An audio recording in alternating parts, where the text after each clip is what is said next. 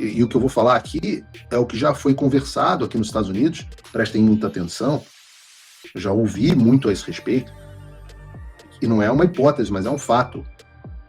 Por quê?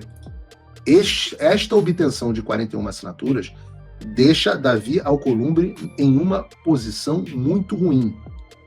Porque na medida que a oposição já conseguiu assinatura suficiente para propor o impeachment do pseudo-juiz Alexandre de Moraes, o alvo é quem está impedindo que isso siga adiante. Ou seja, o alvo prioritário passa a ser Davi Alcolumbre. Porque a partir de agora, pela definição da lei Magnitsky, Alcolumbre está oficialmente colaborando com um violador de direitos humanos ao não pautar o seu impeachment no Senado Federal. Olá pessoal, sejam bem-vindos. O meu nome é Bruno. Se você gosta e apoia o nosso conteúdo, então deixa o seu like e inscreva-se no canal.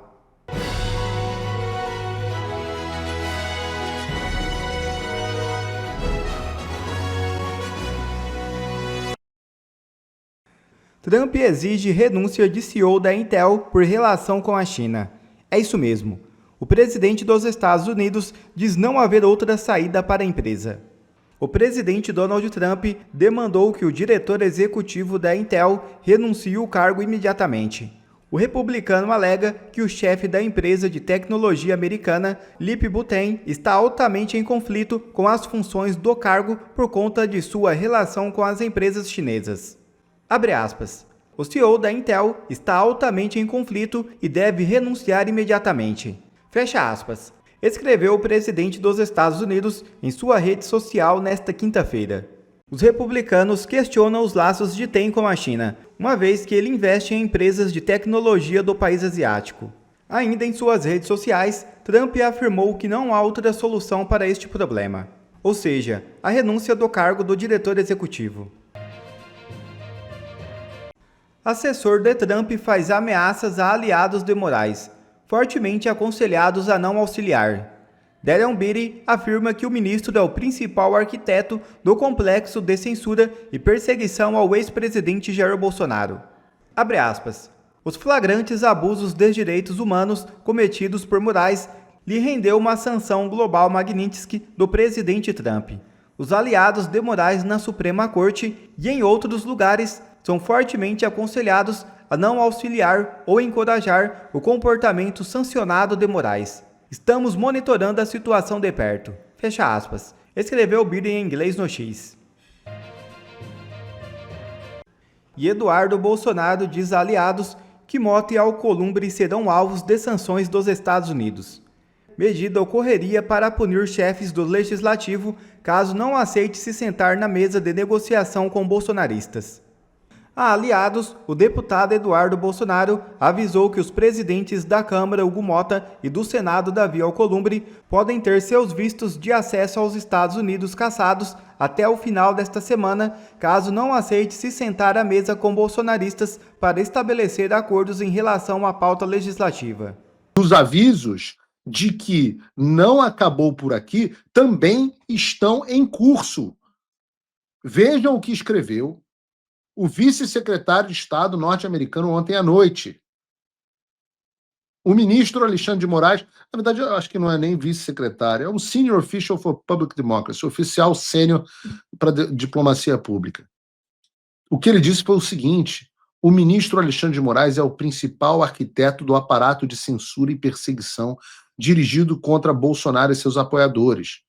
Suas flagrantes violações de direitos humanos lhe renderam uma sanção da lei global Magnitsky imposta pelo presidente Trump. Os aliados de Moraes na corte... Prestem atenção nessa parte. Prestem atenção aqui. Os aliados de Moraes na corte e em outras instituições... Alô, Davi! Alô, Hugo! Estão fortemente advertidos a não colaborar nem apoiar as condutas sancionadas de Moraes. Estamos monitorando a situação de perto.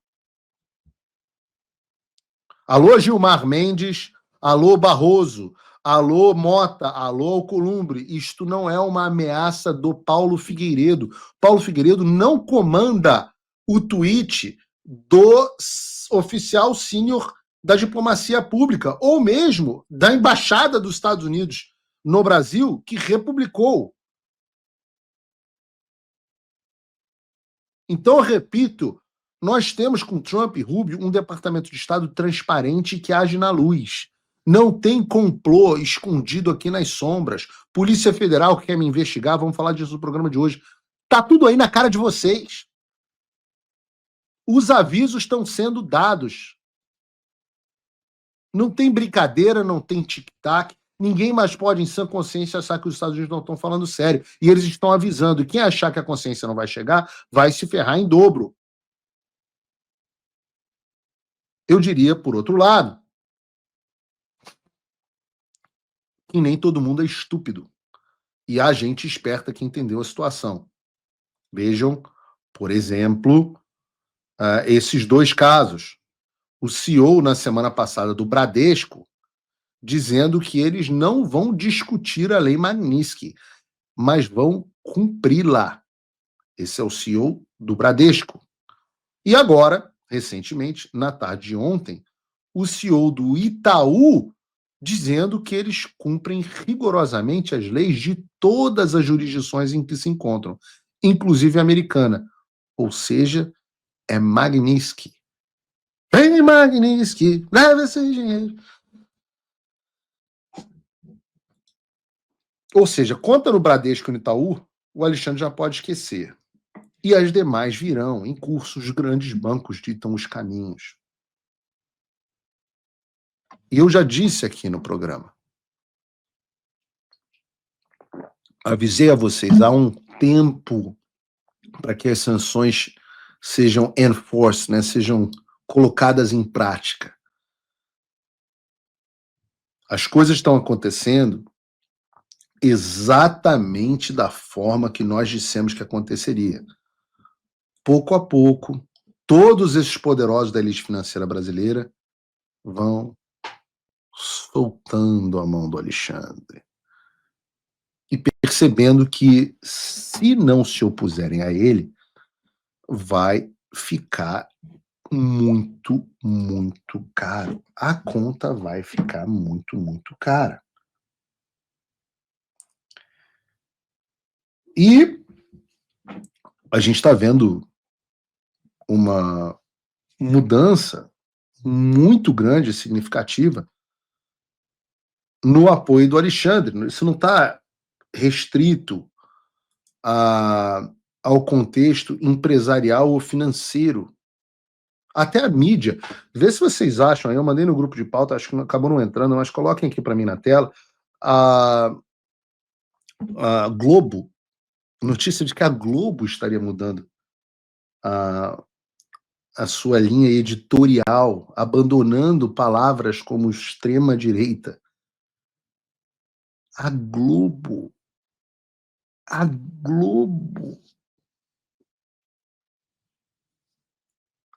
Meu Deus, se a Globo está soltando a mão do Alexandre, não vai sobrar ninguém.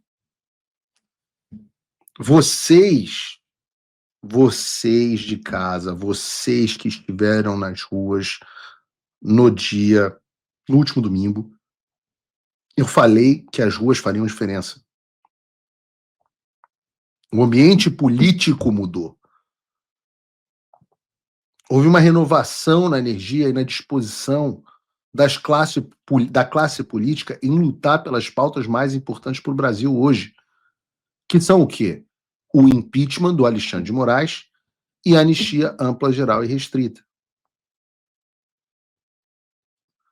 Dá para você começar a falar da prova dessa renovação em que nós, pela primeira vez,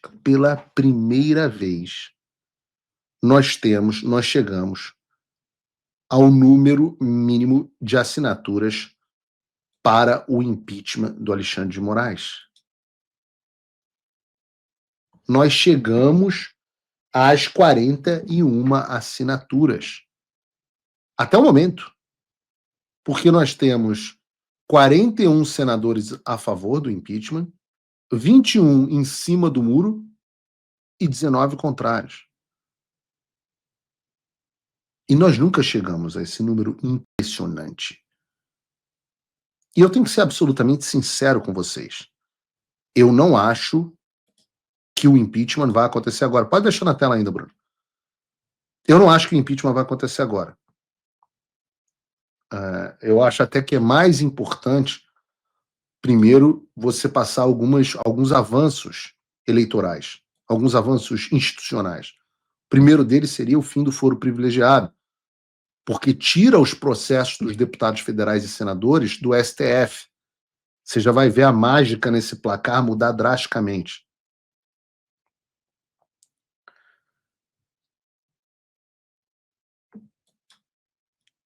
E o segundo avanço, que eu cito sempre aqui, é a anistia.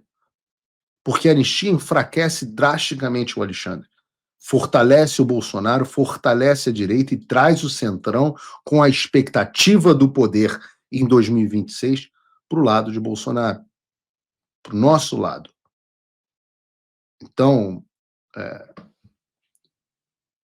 eu acho que nós chegamos num momento aqui bem diferente de muita gente que está olhando para essa pauta do impeachment. E eu sempre falo, né, as pessoas têm, às vezes, falta de pensamento estratégico, ou às vezes até, força de vontade para fazer o que é necessário. Muita gente fica dizendo, não, impeachment contra o Alexandre nesse Senado atual é impossível. É impossível, tem que esperar o próximo Senado, nas próximas eleições. Eu, Paulo, acho, vou na direção oposta, eu acho mais provável que tenha impeachment nesta legislatura do Senado do que na próxima. E eu explico. No ano que vem, se você tem aprovado mudança de foro, ou seja, perda do poder de coação do Supremo sobre os senadores, e anistia, que vai permitir que a oposição fale livremente, vai fazer com que o Bolsonaro seja solto, etc, etc.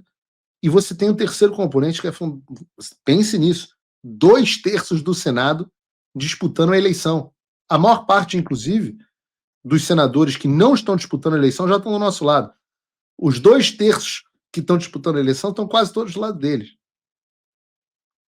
E aí o senador que quiser ser eleito com pauta número 1 pauta número 1, impeachment do Alexandre de Moraes, com o circo da mídia, com o Globo mudando posição editorial, etc, etc, com Alexandre sancionado, vai todo mundo igual carniça em cima do Alexandre. Ciro Nogueira vai ser enxotado pela população.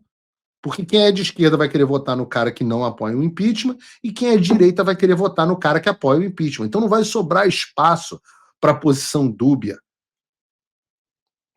Ora, só em São Paulo, você pensa, por exemplo, nós temos 2 senadores que não definiram a posição. O Jordano e a Mara Gabrilli.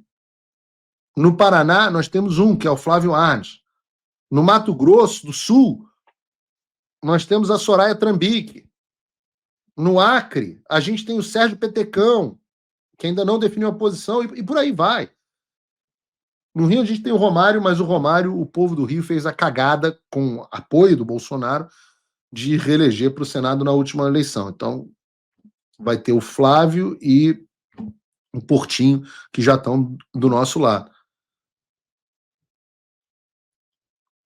Agora, depois que entrar o próximo Congresso, a gente vai ter um Senado renovado, com 2 senadores, etc. Eu tenho até medo, porque você tem 2/3 do Senado com a tranquilidade de que só vão ter que enfrentar a população de novo em 8 anos. Por isso que eu acho que o ano do impeachment é o ano que vem.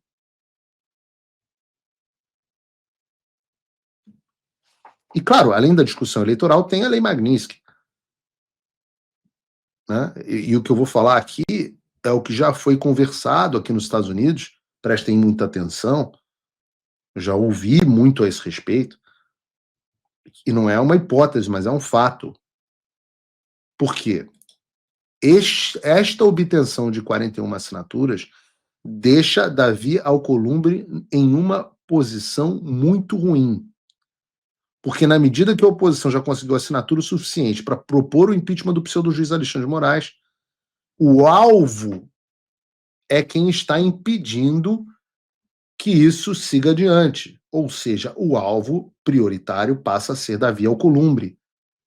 Porque a partir de agora, pela definição da Lei Magnitsky, Alcolumbre está oficialmente colaborando com um violador de direitos humanos ao não pautar o seu impeachment no Senado Federal. Para todos os efeitos, Davi Alcolumbre é agora o único empecilho, a única proteção do Alexandre de Moraes ao prosseguimento do processo de impeachment. Ele é literalmente, nos termos da Lei Magnitsky, um ajudante, um apoiador de um violador de direitos humanos sancionados pelos Estados Unidos. E é precisamente essa definição que permite que sanções sejam aplicadas também contra ele, caso ele se furte de fazer valer a vontade da maioria do Senado em pautar um impeachment. E esse é que é o grande ponto dessa história. Eu não sei se vocês sabem como funciona o processo de impeachment, né? Porque muita gente está confusa. Tem 41 assinaturas. Nós estamos com 76 mil pessoas nos assistindo agora. Peço a vocês que cliquem no like e apertem o botão do repost, porque isso ajuda muito. Vou explicar como é que funciona o processo de impeachment. O que acontece daqui para frente? Né? Você tem o artigo 44 da Lei 1079 de 1950, que é a lei do impeachment, que diz o seguinte: recebida a denúncia pela mesa do Senado, será lida no expediente da sessão seguinte e despachada a uma comissão especial eleita para opinar sobre a mesma. E é nessa etapa que a gente está agora. Reparem que a lei, de fato, não diz que pautar ou não pautar é prerrogativa do presidente do Senado, mas sim que a denúncia deve ser lida no expediente da sessão seguinte, já despachando para uma comissão especial para analisar a denúncia. Então, o Alcolumbre, ao se negar a pautar o impeachment, está ele próprio descumprindo a lei, tanto a lei de Magnitsky quanto a lei do impeachment. As duas. Dentro de 2 dias, então, a etapa seguinte, a comissão deve se reunir para eleger um presidente e um relator. Depois disso, 10 dias para emitir, essa comissão emite um parecer sobre se a denúncia deve ou não ser julgada objeto de deliberação. Esse parecer, com a denúncia e todos os documentos anexados, tem que ser lido no expediente de uma sessão do Senado, publicada no Diário do Congresso Nacional, e ter os avulsos distribuídos para todos os senadores e ser posto na ordem do dia da sessão seguinte. O parecer, então, é submetido a um período de discussão e, em seguida, vai para uma votação nominal, ou seja, nada de votinho secreto. Sendo aprovado, se reunir a maioria simples dos votos, que é a situação que nós já temos agora. Sendo a denúncia aceita, a mesa do Senado Federal envia uma cópia de todos os documentos ao Alexandre, que passa a ter que se defender, tem 10 dias para responder. Depois da defesa apresentada por ele, a comissão tem mais 10 dias para se analisar se a acusação é ou não procedente. Depois disso, a comissão emite um novo parecer, que também é decidido por maioria simples, algo que eu repito, a oposição já tem. E aí, uma vez que o parecer final é aprovado, o processo de impeachment é aberto formalmente. E com isso, o Alexandre fica suspenso do exercício das funções até a sentença final. Está suspenso. O Alexandre deixa de ser ministro do STF, está suspenso. E ele perde até a sentença final 1/3 do salário dele, que já foi todo tomado pela Lei Magnitsky. Mas, caso ele seja absolvido, é restituído para ele. Então, fica tranquilo, Alexandre. Até lá, a Viviane já vai ter sido absolvida, vai ter sido sancionada também, se Deus quiser. Então, vai fazer falta esse 1/3 de salário. E aqui tem uma confusão sendo feita por muita gente. Vejam, a lei de impeachment, que trata do afastamento dos ministros supremos, fala que o denunciado fica suspenso do cargo até o final da sentença. Então, por que tem gente falando que ele só pode ficar suspenso por 180 dias? Porque essas pessoas estão confundindo o impeachment do ministro de Supremo com o impeachment de presidente da República. No caso do presidente, de fato, a Constituição diz que há um limite de 180 dias para a suspensão do cargo. E se o julgamento não for concluído dentro desse período, ele volta a exercer a função. Isso é para presidente ou para presidenta.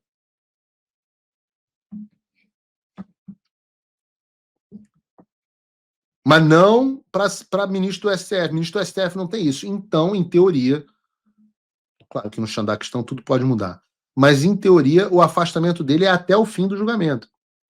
Depois disso, há todo um procedimento de apresentação de defesa, arrolamento de testemunha, vem o julgamento, e aí sim são necessários os votos de 2/3 dos senadores, que dá 54 votos.